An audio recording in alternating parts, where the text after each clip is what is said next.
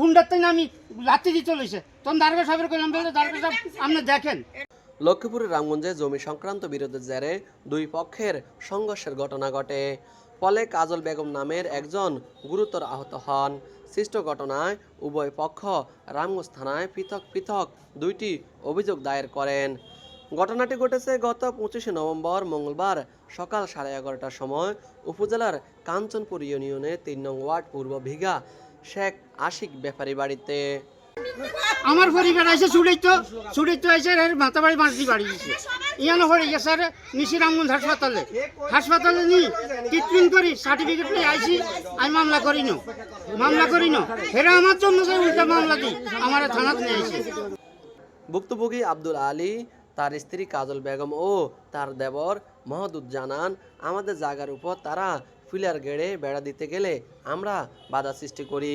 বাধা দিতে গেলেই সাদাত হোসেন সোহাগ, তার স্ত্রী মিতু, তার ভাই বিল্লাল হোসেন আমাদেরকে এলোপাতাড়ি মারধর করে। তারা কাজল বেগমের মাথায় বাঁশ দিয়ে আঘাত করলে মাথা পেটে গুরুতর আহত হন তিনি।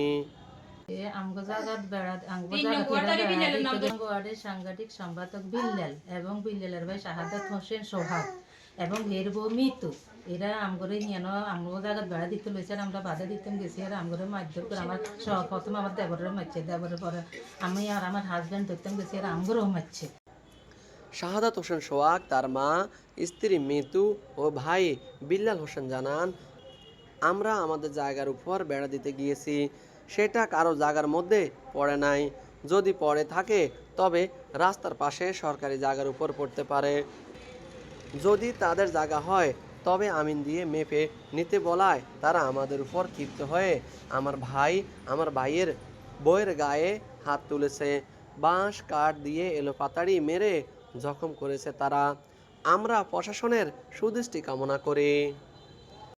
এই জায়গাটা এটা আমগো জায়গা, এটা হচ্ছে সরকারি জায়গা। এই সরকারি জায়গা লই এই মারামারি এই কাটাকাটি করতে আছে। হেরা আমার হুতরে একলা করছে আমরা চৌধুরী বাজারের কাছে তাই এই হেরা তিনজনে বোগা বালা আছে, বোগা কোনো কিলাকিলি করেন না। এই যে জন বাড়ি গেলা যে কথা ইজের বোগা বালা আছে ইজের বোর গতি না আরো বহুত মারামারি হইতো।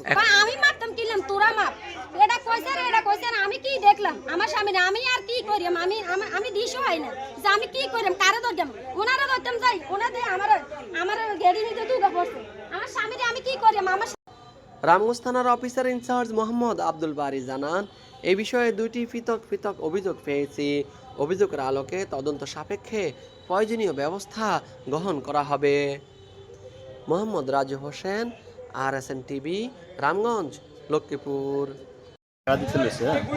এটা দিছে কেন আমরা কিছু জিজ্ঞেস করার পরে ঘর থেকে বাইরে আমাদেরকে মানে আক্রমণাত্মক কথা বলার পরে আমরা ওই বেড়া তুলে ফালা দেওয়ার চেষ্টা করার পরে ওরা আমাদেরকে বাঁশ দিয়ে বাড়ি দিচ্ছে।